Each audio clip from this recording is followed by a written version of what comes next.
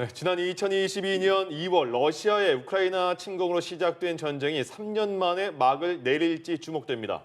자, 이번 주 미국과 러시아 당국자들이 사우디아라비아에서 첫 번째 협상을 진행할 예정입니다. 네, 하지만 전쟁 당사국인 우크라이나는 빠져 협상이 러시아 쪽에 기울어진 채로 전개되는 것 아니냐는 우려도 나옵니다.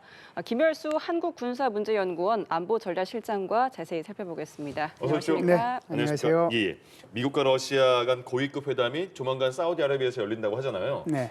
어떤 얘기가 먼저 나올까요? 아무래도 이제 이게 종전을 해야 되니까 종전과 관련된 미국 측의 어떤 생각하고 그다음에 이제 러시아 측의 생각 그게 제일 먼저 나오겠죠. 예. 네. 그런데 당사국인 우크라이나는 협상에서 배제가 되면서 입지가 좁아지고 있다라는 이런 일각의 의견도 나오고 있잖아요. 네. 네. 그렇죠. 지금 이제 미국하고 러시아하고 둘이서만 지금 이제 종전 협상하겠다라고 하는 거지. 여기에 지금 우크라이나는 빠져 있는 거잖아요. 그러니까 우크라이나 입장에서 보면은 등 뒤에 지금 칼침이 꽂힌 그런 상황이죠. 그러니까 젤렌스키 대통령으로 봐서는 굉장히 지금 불편한 그런 상황이다 이렇게 봐야죠. 그럼 이번 회담이 좀 실효성이 있겠습니까? 그 실효성은 이제 어떻게 나오느냐에 따라서 다른데요. 기본적으로 이제 미국이나 러시아나 우크라이나가 가지고 있는 생각이 다르다는 데 문제가 있습니다. 그러니까 미국하고 러시아는 많이 가깝긴 해요. 네. 예를 들어서 나토 가입은 안 된다, 나토 가입은 유의한다. 이건 이제 둘이가 비슷하고요. 미국과 러시아가. 또 하나는 영토는 일정 부분 양보할 수 있다, 절대로 양보 못한다. 거기도 뭐 조금은 이제 여유가 있고요. 세 번째는 이런 거죠. 그러니까 유럽에 있는 국가가 나중에 이제 비무장지대를 따라 가지고 하면은 거기 평화유지군이 들어가야 되니까 그걸 수용해야 된다, 수용할 수 없다. 그 정도 차이거든요. 그런데 지금 우크라이나 같은 경우는 기본적으로 여기에 대해서 불만이 있는 거예요. 나는 영토는 양보할 수 있다. 그러나 나 안전 보장은 해주라라고 하는 거거든요. 현재 우크라이나가 안전 보장을 해달라고 하는 것은 역사적인 연원이 있어요. 지금 여기서는 길게 설명할 수는 없지만 1994년도에 부다페스트 협정을 통해 가지고 우크라이나가 핵무기를 다 반납을 한 거잖아요. 그때 이제 러시아, 미국, 영국이 우크라이나가 이렇게 침공을 받으면 지원해 주도록 돼 있었는데 사실상 2014년도에 러시아가 우크라이나를 침공해주고 동부 돈바스 지역하고 크림반도 가져갔잖아요. 그때 아무것도 안 했단 말이죠. 두 번째는 이제 2014년도에 그런 일이 있고 나서 거기서 이제 민스크 회담이라고 협정을 이제 두 개를 체결을 했어요. 2014년, 2015년 여기에는 이제 OSCE라고 하는 유럽 안보 협력 기구가 같이 당사자가 돼가지고 했는데 결국 그것도 지키지 않고 결국은 이제 2022년 2월 24일 날. 그러니까 이제 뭐 한 일주일 있으면은 만 3년 되는 거잖아요. 또 러시아가 우크라이나를 침략했잖아요. 그렇죠. 그러니까 우크라이나의 그 정부 수반이든 젤렌스키 대통령이든 우크라이나 국민이 느끼는 것은 나 영토 좀 양보해도 괜찮아. 그런데 내 안전보장 받잖아. 우리 그때도 이렇게 약속 다 했는데 우리 침략당했고 또 약속 당했는데 침략당했는데 안전보장 안 해주면 안 된다라고 하는 거거든요. 그러면 이 생각이 근본적으로 차이가 있는 거잖아요. 이게 그냥 한번 만난다고 해서 수요일, 목요일로 지금 사우디아라비아에서 만나잖아요. 만난다고 해서 오케이 해가지고 한 번만에 협정 끝나면은 글쎄요, 제가 좀 이제 이쪽에 대해서 과문해서 그런지 모르지만 제 이 모든 역사를 통해 가지고 한 나라가 완전히 승리하고 한 나라가 완전 패배한 상태에서 협정을 맺었을 때는 한 번만에 끝나요. 항복선언처럼 옛날에 1945년대 일본이 항복했던 것처럼 또는 뭐 저기 히틀러가 항복했던 것처럼 예를 들어서 그게 가능한데 지금은 그게 안 하잖아요. 근데 이런 상황 속에서 한 번만에 협정이 타결이 된다 또는 이 휴전 협정과 관련된 모든 문제들이 다 끝난다. 저는 절대로 그렇게 생각 안 해요. 이번 사우디에서 미국과 러시아 고위급 회담이 열린 이후에 정상들이 트럼프와 푸틴이 만날 가능성도 이런 얘기도 나오던데 그러면 정말 젤렌스키는 소외되는 거잖아요. 아 그렇죠. 지금은 이제 그 왈처 국가안보보좌관이죠. 국가안보보좌관은 어제 출발했고 위트코프라고 하는 그 백악관 중동 특사도 어제 출발을 했습니다. 그리고 이제 루비오 국무부 장관이 있잖아요. 지금 이스라엘 방문하고 있거든요. 이분도 이제 바로 사우디로 가서 미국은 이제 3명이 이제 회담에 참여할 거고요. 제가 들어오기 직전에 이제 뉴스를 봤는데 아마 러시아에서는 라바로프 러시아 외무부 장관을 주축을 해서 거기도 한 3명 정도가 미국하고 참여를 하겠죠. 예. 3대3 이렇게 회담이 있게 될 텐데 이게 뭐 이틀 만에 그렇게 좋은 결과가 나오면 그 다음에는 이제 푸틴 대통령하고 트럼프 대통령의 정상회담으로 가잖아요. 예. 그런데 협상이 아무런 게 결론이 나오지 않았다. 그런데 이게 이달 말에 두 대통령이 만나서 어떻게 만나지겠는가. 아무것도 결론이 안 나오는데 그때 가서 둘이서 또 싸울 수는 없는 거잖아요. 그러니까 이번 18, 19일을 통해 가지고 큰 그림이 그려져서 여기 합의가 이루어지면 이달 말이라도 만날 수 있지만 그렇지 않을 경우에는 만나기는 곤란하죠. 예. 네, 이런 가운데 러시아가 현지 시간으로 지난 15일 밤부터 다음날 오전까지 우크라이나 민간인 거주 지역을 공습을 했습니다. 이 시설이 열병합 발전소더라고요. 미국과 종전 협상이 지금 임박한 와중인데 러시아가 이렇게 공세를 펼치는 이 배경은 뭐겠습니까? 두 가지 목적이 있다라고 봐요. 하나는 이제 미국과 협상을 할 때 협상력을 높이기 위해서 하는 거다. 그래서 이게 계속해서 시일이 끌면 끌수록 미국은 점점 이제 손 빼려고 할 거고 또 유럽연합도 발 빼려고 할 텐데 결국은 이제 러시아가 이길 수밖에 없지 않느냐. 그걸 이제 보여주려고 협상력을 높이기 위한 그런 목적이 하나 있고요. 예.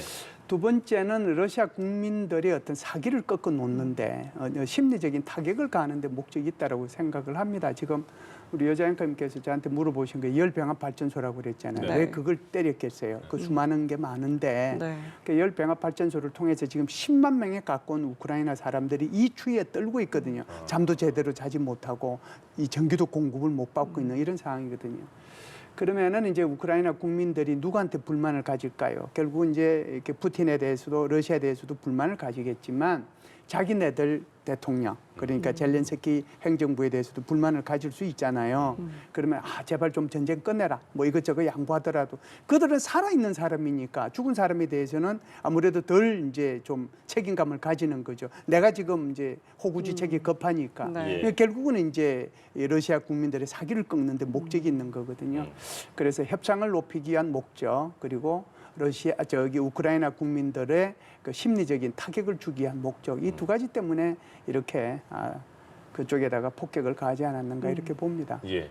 그러니까 그 트럼프 대통령은 젤렌스키 대통령이 바라는 바는 거의 안 들어주는 느낌인 것 같아요. 왜냐하면 나토 가입 안 될 것 같다 이렇게 말을 했고요. 네네. 그다음에 크림반도 이전으로 그 영토를 되돌려줄 수 없다 이런 식으로 말을 한 거잖아요. 네네. 그럼 결국에 계속 앞서 누차 말씀드리지만 젤렌스키 대통령 당사자가 빠진 우크라이나 전쟁의 종전 선언을 거대 양국이 하는 것 같아요. 우크라이나는 그 약해서 빼는 건가요, 그럼? 기본적으로 이제 이런 것은 그 지금 러시아 우크라이나 전쟁의 미국 특사 켈로그라고 하는 분이 있잖아요.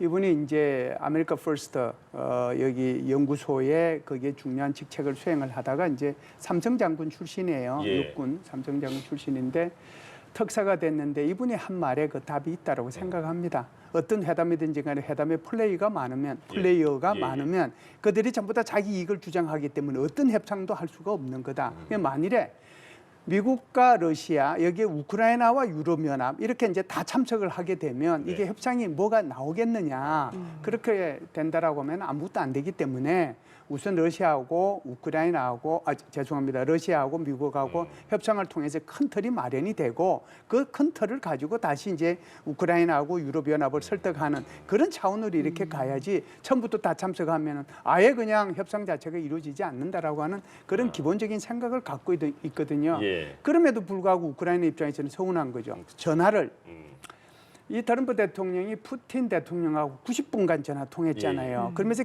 계속 생산적인 전화를 통했다. 말이 그렇지. 한 국가와 한 국가의 정상이 90분간 전화를 통했다는 것은 굉장히 이견이 많았다는 거예요. 그 이견이 많았음에도 불구하고 어찌됐든 이번 주 수요일 목요일 날 사우디아라비아에서 적시 협상을 하도록 합의를 본 거잖아요. 예. 그런데 자기하고는 이 전화 한 번 안 통했거든요. 그런데 당사자는 누굽니까? 당사자는 젤렌스키 대통령이에요. 우크라이나 국민들이고. 네. 근데 우크라이나 빼고 그러니까 미국도 당사자이긴 하지만 미국은 지원해 준 국가잖아요. 예. 전쟁에 직접적으로 참여는 안 했잖아요. 그런 걸 보면 얼마나 이 트럼프 대통령이 이렇게 미국 국가 이익 중심적으로 앞으로 세상을 재편해 나가려고 하는지를 이런 것들을 통해서 우리가 볼 수 있지 않느냐. 그런 차원에서 우리도 대비해야 될 측면이 많다 이렇게 보죠. 예. 네, 이런 상황에서 젤렌스키 대통령이 트럼프 대통령을 포함해서 그 누구도 푸틴을 믿어선 안 된다고 경고했습니다. 우크라이나가 좀 불만을 표출하는 동시에 푸틴 대통령에 대한 이렇게 강한 불신을 드러내는 그런 배경은 뭐가 있겠습니까? 뭐 기본적으로 그냥 싫겠죠. 네. 불신할 수밖에 네. 없잖아요.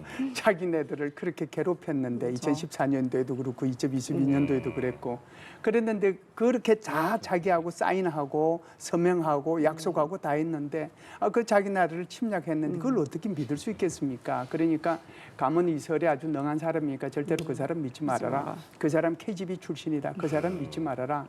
그걸 이제 어떻게 보면은 그런 불만들을 트럼프 대통령한테 얘기하는 거죠. 예. 유럽에서도 우리를 왜 빼고 협상을 진행하냐 이렇게 불만이 있는 것 같아요. 네네네. 예. 그래서 이제 우리 이제 유럽 시간으로 어젠가요? 어제 오늘 그러니까 아마 좀 있으면 결과가 나오기는 할 텐데 네. 프랑스 마크롱 대통령이 주도가 돼서 독일, 영국, 스페인, 이태리, 덴마크, 네덜란드 이런 이제 국가 수반들이 다 모였어요. 예. 여기에 이제 나토 사무총장 그리고 EU 집행위원장 이런 사람들이 모여가지고 이제 회의를 했죠. 예. 회의를 해서 도대체 미국이 이렇게 지금 우리를 빼고 하는데 미국만 나토 우크라이나를 지원해주고 한 거 아니지 않느냐. 그렇게 어떻게 보면은 미국이 한 50% 정도 했고 유럽연합도 이에 못지않게 한 50% 정도를 했다. 경제적 손실을 우리가 훨씬 더 많이 받았다라고 유럽연합은 생각을 하거든요. 예. 그럼에도 자기네들 빼고 오히려 지금 이제 그 러시아하고 직접적으로談판을 하니까 굉장히 섭섭하죠. 그러니까 마크롱 대통령이 주도가 돼서 이들이 모여가지고 도대체 우리는 그러면은 이 트럼프 대통령이 하고 있는 것에 대해서 우리는 어떻게 대응해야 될 건가라는 것이 첫 번째고 두 번째는 결국은 이렇게 종전 협상을 하게 되면은 제일 중요한 것은 우크라이나는 안전보장인데 예. 이 안전보장을 어떻게 할 건가? 그럼 나토에 가입시킬 건가? 나토에 가입은 마음대로 되는 게 아니거든요. 예. 회원국 32개 국가가 모두 찬성해야 되는 거예요. 그럼 미국이 반대하면 안 된단 말이죠. 그럼에도 불구하고 거기에 안전보장을 어떻게 할 건가? 만일에 종전이 된다라고 하면 그래서 미국이 생각하고 있는 현 접촉선을 중심으로 해서 평화유지군이 간다면 우리는 얼마만큼 보낼 수 있는가, 참여할 가능성이 있는가 그런 것들에 대한 논의를 아마 하고 있을 거라고 생각하고요. 예. 아무래도 이제 결론으로 발표를 할지는 모르겠습니다. 할지는 모르겠지만 아무리 이제 미국에서는 나토 가입은 안 된다고 하더라도 일단 유럽연합에서는 유럽의 그 국가들 입장에서는 이 우크라이나의 안전 보장은 해줘야 된다라고 하는 그런 합의 그런 것들은 하지 않을까. 그리고 이제 우리가 만일에 종전이 되면 그 우크라이나 지역에 또는 러시아 땅에 우리 유엔 그 유럽의 평화유지군 우리 파병할 수 있다. 그런 얘기 정도는 아마 합의로 도출할 가능성도 있다. 그러면서 아마 미국에 대한 불만도 동시에 얘기를 많이 하겠지요.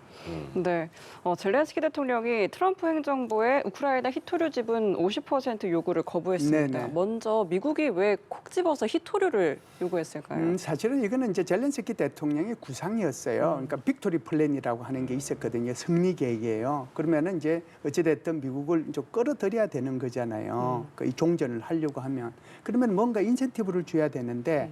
이제 히토류가 이렇게 많이 있으니까 이 개발에 이제 좀 참여를 했으면 좋겠다라고 하는 것을 미리 얘기를 했어요. 이거는 뭐 한두 달 전에 얘기한 것이 아니고 몇 달 전에 이미 얘기를 한 거예요. 그러니까 트럼프 대통령이 이걸 기억하고 있었죠. 예. 그러면은 이제 히토류를 좀 내놔라고 그러는데 왜 그러냐면 히토류의 한 80%를 지금 중국이 생산하고 있는데 그 히토류라고 하는 것이 첨단 제품을 생산하는데 꼭 필요한 광물질이거든요. 그런데 이 지금 우크라이나가 어느 정도 가지고 있느냐면 1조 달러. 그러니까 1,450조 원치를 가지고 있는데 그중에 50%를 내놔라고 그러면 5천억 달러치잖아요.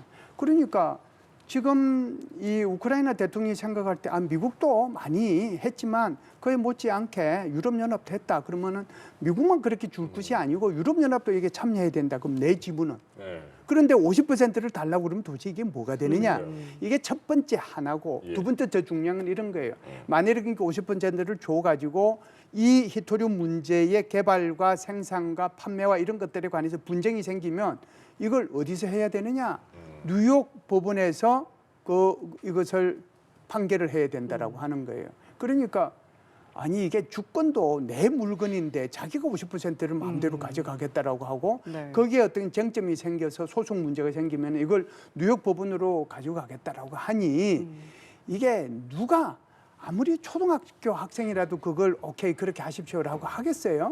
그게 안 하는 거죠. 그러니까 사실상 아무리 그 거래의 달인이라고 하더라도 조금 무리한 요구는 좀 하지 않았는가 이렇게 생각은 합니다. 그럼 그에 대한 좀 협상은 좀 이루어질 수 있을까요? 협상은 하죠. 왜 네. 그러냐면 그 협상을 해야 사실상 이 젤렌스키 대통령이 최초의 몇 달 전에 승리 계획을 짜면서 이 히토리를 꺼낸 것은 미국이 히토리에 대해서 얼마만큼 갈급하다는 것을 알고 있거든요. 그래서 끌어들인 거란 말이에요. 그러니까 퍼센테이지는 줄어들 수 있겠죠. 예를 들면 좋아, 우크라이나 50% 가진다. 미국 25, 유럽연합 25 가져라. 그러면 이제 협상이 되겠지요. 예. 그런데 일단 트럼프 대통령 50% 일단 질러놓고 그리고 나서 이제 좀 줄여 나가는 예. 그분의 특유한 그 거래 기술이죠. 그러네요. 네. 예. 근데 그 러시아에 북한군이 파병이 돼 있잖아요. 네네. 그럼 이번에 그 종전 협상할 때 북한군 파병 문제도 그 테이블에 오를까요? 제가 볼 때는 뭐 전혀 변수는 안 됩니다. 아, 그래요? 왜 그러냐면 지금 이제 제일 중요한 것이 도대체 이 나토에 가입을 시킬 것이냐 안 시킬 것이냐 예. 현재 점령한 땅을 인정해 줄 것이냐 일부는 돌려줄 거냐 여기에 유럽연합의 그 군들이 들어와 가지고 평화유지군으로 존재할 것이냐 안 할 것이냐 이게 핵심이거든요. 네. 만일에 이런 것들이 어느 정도 타입이 돼버리면 북한군은 완전히 부수적이에요. 그래서 이게 뭐 북한군 문제를 예. 거기에다가 언급을 할 수도 있겠지만 제가 볼 때는 그거 언급하면은 할수록 오히려 러시아한테 더 이익이 되거든요. 왜냐하면 러시아는 그 자체가 하나의 칩이 될 수 있잖아요. 예. 아예 빼버리고 그냥 제가 말씀드린 이 세 가지 문제만 가지고 중점적으로 얘기하면 북한은 알아서 빠지게 되는 거죠. 예. 네, 그럼 북한 상황도 짚어보도록 하겠습니다. 김정은 위원장이 4년 만에 금수산 태양 궁전을 참배한 사실이 공개가 되었습니다. 2022년부터 2024년까지는 이곳을 찾지 않아서 선대의 그림자에서 벗어나려는 것 아니냐 하는 분석도 있었는데 김 위원장이 다시 이곳을 참배하고 이를 공개한 배경은 뭐가 있다고 보세요? 네, 지도 이제 급하죠. 예, 김정은도 급하게 생겼다라고 생각을 했기 때문에 참배했다라고 봅니다. 사실상 지금 말씀하신 것처럼 뭐 작년 같은 경우에 그 자기 할아버지 태양절이잖아요. 태양절 없애버리고 그냥 4월 명절 그러고 6월 달도 강명세절이 잠시 나오긴 하는데 그냥 2월 명절 이렇게 얘기하거든요. 그런데 이제 쭉 참배 안 하다가 이번에 4년 만에 참배를 했단 말이죠. 두 가지 이유라고 생각을 해요. 첫 번째는 트럼프라는 예측 불가능한 사람이 나타났기 때문에 이 국제 질서가 어떻게 돌아갈지 모르는 거예요. 그러려고 하면은 북한의 그 정치체라고 할까요? 북한의 이거 주민들을 한데 모아서 북한의 그 안정을 좀 유지할 필요가 있다. 그러면은 결국 아버지 힘도 좀 빌리고 또 돌아가신 할아버지 힘도 좀 빌릴 필요가 있다라고 하는 것이 첫 번째일 거고요. 두 번째는 이제 지금 이 러시아에 파병을 해서 상당히 많이 희생이 됐잖아요. 11,000명이 갔는데 그중에 뭐 40%, 50%까지도 얘기한단 말이죠. 사망자하고 부상자하고는 달라요. 사실상 뭐 사망은 사망으로 끝날 수 있지만 부상자는 훨씬 더 많은 비용이 드는 거거든요. 그러면은 이제 이들이 입을 통해 가지고 결국 이제 북한 주민들의 불만을 이제 드러내는 그런 결과가 되는 거잖아요. 예. 그래서 오히려 이럴 때 이제 이 북한 주민들을 통제하고 또 체제를 결속시키는 그런 차원에서 참배를 하지 않았는가 이렇게 봅니다. 그럼 지금 그 북한 주민들은 아직까지 러시아 파병된 북한 군들이 많은 사상자가 나왔다는 걸 잘 모르고 있는 걸까요? 아무리 폐쇄 사회라고 하더라도 예. 그러지는 않을 거라고 그러겠죠. 생각을 합니다. 예. 예. 왜 그러냐면은 우리도 전선을 통해 가지고 이제 알려줄 거 알려주는 거고 예. 그 사람들도 핸드폰이 어찌됐든 뭐 중국하고 연결이 돼 있고 네. 또 우리의 여기 오신 그 탈북자 분들도 가끔씩 이제 뭐 연락하시는 분들도 하고 왜 그걸 모르겠습니까? 예. 근데 말하는 순간 붙잡혀 들어가니까. 말하는 순간, 말을 옮기는 순간 붙잡혀 들어가니까 예. 알고도 말 못하는 거죠. 예. 알겠습니다. 그래서 우리 어찌됐든 이제 거기 가 있는 북한 군인들도 우리 동포잖아요. 우리 동포들인데 그 우리 동포들이 그렇게 정말 개죽음 네. 당하는 거는 그건 있을 수 없는 거거든요. 예, 그래서 그런 차원에서 보면 참 안타깝다는 생각은 들어요. 예. 독일 미넨에서 조태열 외교부 장관 포함해서 한미일 외교장관 회의가 열렸어요. 네네. 근데 보니까 북한의 완전한 비핵화에 대한 확고한 의지를 재확인하고 대북 제재를 더 강화해 나가기로 했다. 이런 얘기가 나와요. 근데 트럼프 행정부가 우리에게 확장 억제에 대한 대가를 요구할 가능성도 있다. 이런 얘기가 있던데 확장 억제라는 게 뭐예요? 확장 억제라고 하는 것은 이제 직접 억제가 있고 확장 억제가 있는데요. 예. 직접 억제라고 하는 것은 그냥 핵무기만 가지고 얘기했고요. 네. 다른 나라가 내한테 이렇게 핵무기를 사용하지 못하도록 억제하는 것을 직접 억제라고 예. 해요. 그런데 확장 억제라고 하는 것은 나뿐만 아니라 내 동맹국, 우방국들한테 이렇게 핵무기가 날아오지 못하도록 억제하는 것을 확장한다는 거거든요. 예. 확장 억제라고 얘기하는 거죠. 예. 그럼 그 대가를 요구할 가능성이 있다. 미국이. 그렇죠. 그럴 이제 가능성이 있죠. 대가는 뭐죠? 우선 예. 이렇게 봅니다. 저는 트럼프 행정부가 들어서서 계속해서 우리가 트럼프 대통령이 당선되고 나서부터 얘기되고 왔던 것이 혹시 미국이 한국을 패싱을 해서 북한하고 핵군축 회담하는 게 아닌가 거기에 대한 걱정들을 좀 많이 했거든요. 예. 저도 사실상 그럴 가능성에 대해서 굉장히 좀 우려를 하고 있었는데요.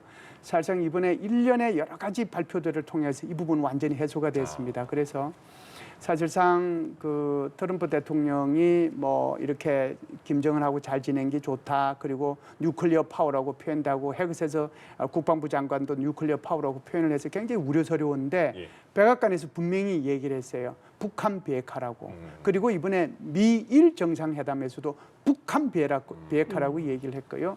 이번에 한미일 정상회담하고 그리고 G7 외교장관 회담에서는 CVID라고 하는 표현이 소환이 오랜만에 됐어요. 됐네요. 정말 오래간만에 예. 완전하고 검증 가능하고 되돌릴 수 없는 폐기 예. 이게 CVID지 않습니까? 그래서 이 부분이 그래도 미국의 목표로 완전히 명확하게 됐다라고 하는 것 자체는 굉장히 한국으로 봐서는 안보에 굉장히 중요한 이정표가 됐다.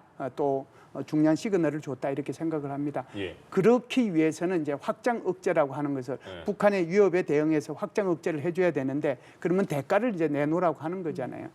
그렇게 하면은 그걸 우리 흔히 방위비 분담금이라고 이제 이렇게 얘기할 수 있는데 돈이네요. 예. 미국의 입장에서 보면 방위비 분담금이 필요한 국가가 있고 그렇지 않은 국가들이 있거든요. 네. 그러니까 뭐 예를 들어서 나토 있는 국가는 독일은 이제 그 미군이 가 있고 이태리도 미군이 가 있고 그러니까 거기는 방위비 분담금도 필요해요. 예. 그런데 나토라고 하는 32개 국가 대부분은 이제 이 미군들이 없잖아요. 그러면은 그들은 뭘 요구합니까? 그들한테는 국방비 정액을 요구하는 거예요. 너희 나라는 너희가 지켜라, 유럽은 유럽이 지켜라고 강조하는 거거든요.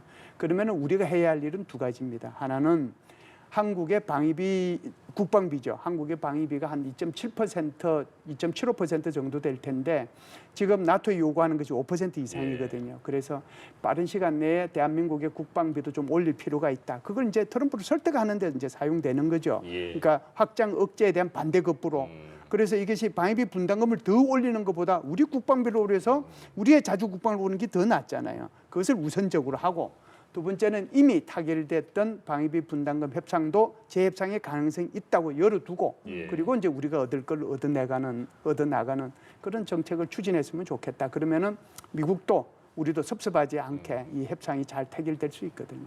알겠습니다. 네, 알겠습니다. 이 시간 김열수 한국군사문제연구원 안보전략실장과 함께 이야기 나눠봤습니다. 오늘 말씀 고맙습니다. 고맙습니다. 감사합니다.